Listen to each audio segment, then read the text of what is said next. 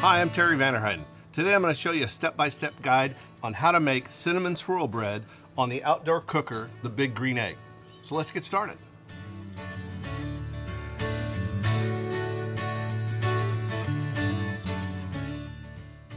This Image Light production sponsored by ThermoWorks, maker of the ThermaPen, King Arthur Flour, OXO Good Grips, Weldas, the professional's choice, Iwutani, Lodge cast iron cookware, and Booze Blocks. A lot of people use their Big Green Egg for grilling steaks, smoking ribs, or cooking chicken. I'm here to tell you that the Big Green Egg might be the perfect appliance for baking bread. And the reason is how it's constructed. You can see it's round on top, and the whole inside is made of ceramic. So with the thick ceramic walls, it retains the heat and bounces the heat back into the center of the oven. And the reason that is good is because we can get those high 500-degree temperatures, which will yield a consistent crust that your friends are going to love. Compared to other breads, this is a really easy recipe.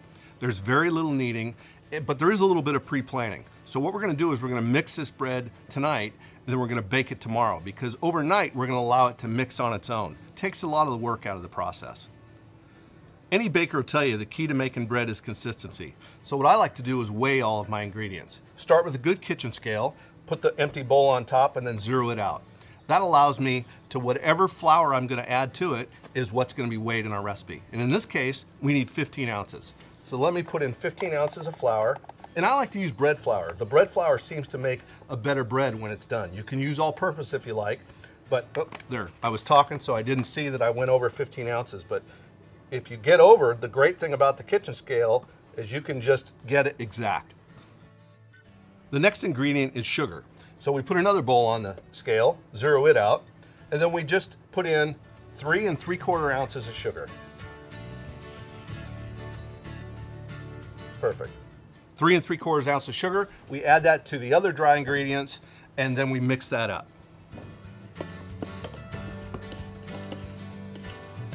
To those dry ingredients, we're going to add a 1/2 teaspoon of yeast and 1½ teaspoons of salt. And that's all there is for the dry ingredients. So we mix this up so that we have it all combined, and then we get ready for our wet ingredients. Now we're ready for our wet ingredients. What I like to do is use extra warm water, and I'll show you why in just a second. What we do is the same thing we did before. We're going to weigh our wet ingredients. So we're going to press this, zero it out, and then we're going to pour in 7 5/8 of an ounce of water. 7 5/8 ounces of water, I should say. And that allows us to be consistent with our bread again. We're actually weighing the actual water instead of using fluid ounces, partly because it's very difficult to get 5/8 of an ounce of water. Who knows how to do that? But in this case, we can do it by weight.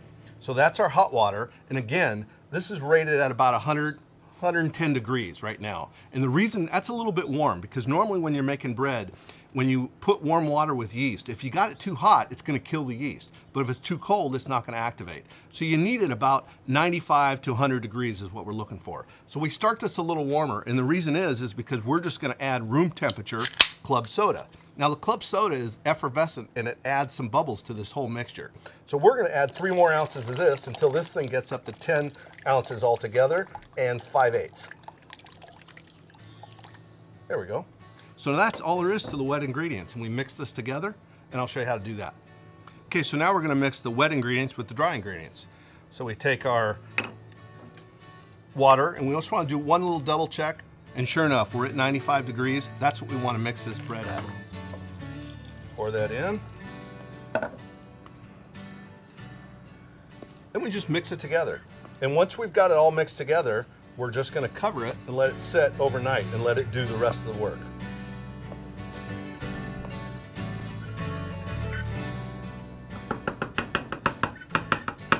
Perfect.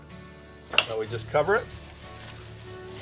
And that's all there is to preparing this bread in advance.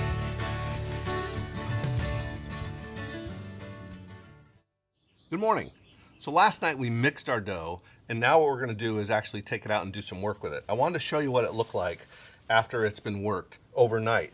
You can see inside there's bubbles have formed, it's started to enlarge. That's what the yeast and the effervescence of the club soda is doing. So it mixes. So it looks quite a bit different than it did last night when we put it away. So now what we're gonna do is dust the flour onto the board and dump it out and start doing some work with it. So before we start working with the dough, I wanna just quickly mix up our cinnamon mixture. So what I'm gonna do is use a 1/2 cup of brown sugar, add to that a 1.5 teaspoons of cinnamon. And what I like to do is just mix it up with my fingers, make sure that all the lumps are taken out of the brown sugar, and we have a nice clean mixture. Before I get completely done with that, I want to add just a pinch of salt. A little bit of salt in a sugar product like cookies or cakes really makes a big difference on how the sweetness comes out in the taste. So what I like to do is get flour and make sure the table is really floured well, because we're going to be mixing our bread on it, and it's a little stickier than most breads. So the first thing we're going to do is dump this out onto the bread dough surface. Now remember, we haven't done any kneading or anything with this bread as of yet. So again, making sure we get plenty of flour to keep it from sticking as we knead this dough. And I'm going to show you how much time we do kneading this dough. It's actually only about 15 seconds. We make sure that we include plenty of flour as we're kneading it on the tabletop. Make sure it doesn't stick. If it starts to stick a little bit, add a little bit more flour. And we're looking at, that's really about all the kneading that you have to do on this bread. It's really simple.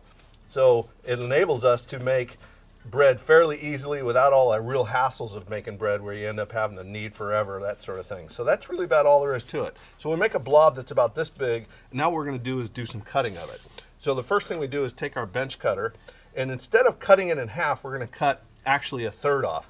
So let's go ahead and take that third off like this, cut that off, and we'll set this aside, and we'll work with this piece of dough first.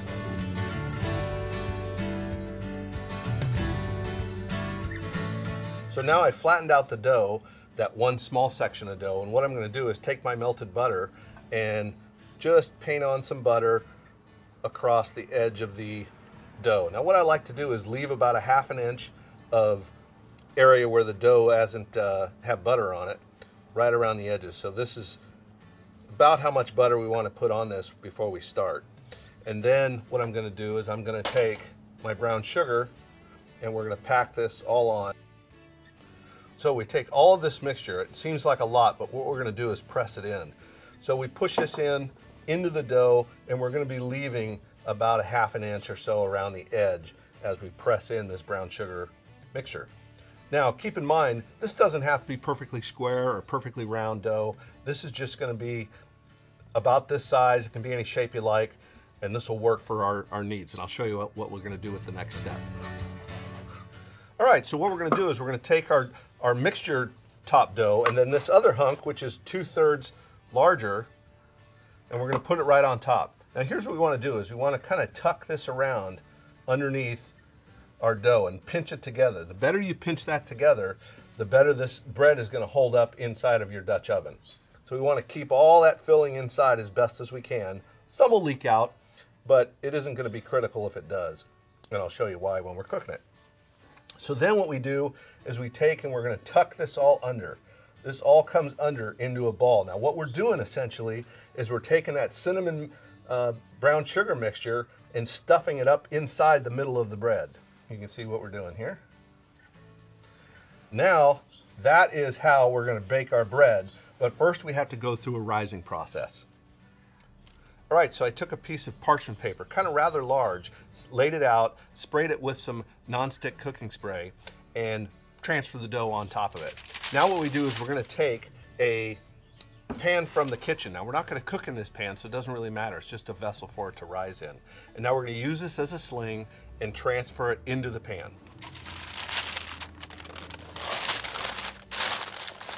Now this is where we're going to let this rise. I like to get a little bit of spray and spray the top of it. We'll cover it with some plastic wrap and put it in a kind of a semi-warm place for about an hour.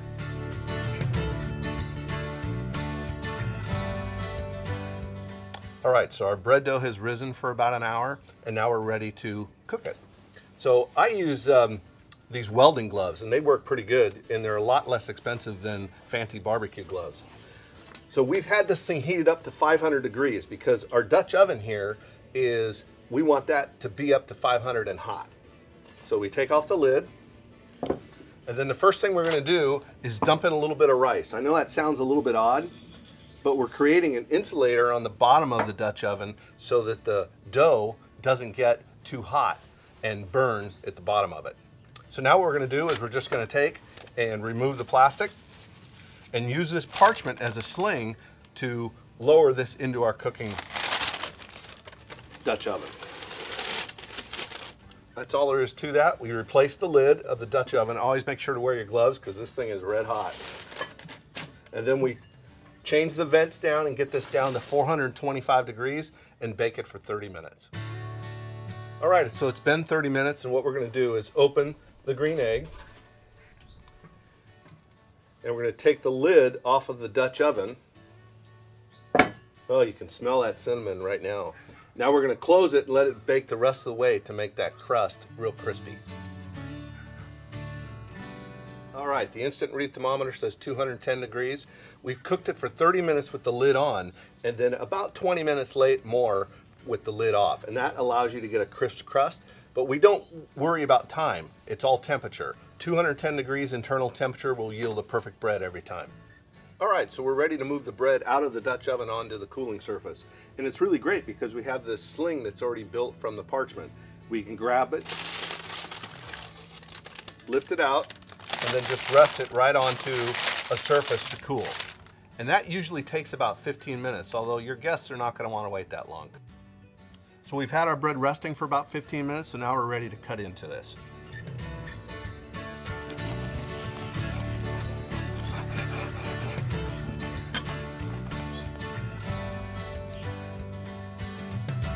All right, let's give this a try.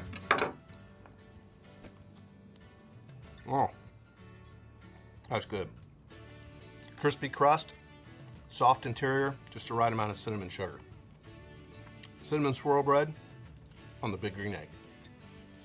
So the steps of this bread is pretty easy, just as long as you plan ahead and make the dough the night before. Remember to use a kitchen scale and weigh all of your ingredients. That way you'll have a consistent bread every time. The next day, you do a quick knead, add your cinnamon brown sugar mixture, and roll the bread together and set it aside to rise. All right, next you fire up your green egg and get the internal temperature up to 500 degrees. I like to use the place setter, then the grill, then the Dutch oven sits right on top of that. We want that on there for about 30 minutes at 500 degrees. Then you turn your green egg down to about 425. So then you're ready to bake your bread. It's been rising for about an hour. You use the sling that's built out of the parchment to lower it into the Dutch oven. But before you do that, you have two things you got to remember. One, throw the rice in down at the bottom of the Dutch oven.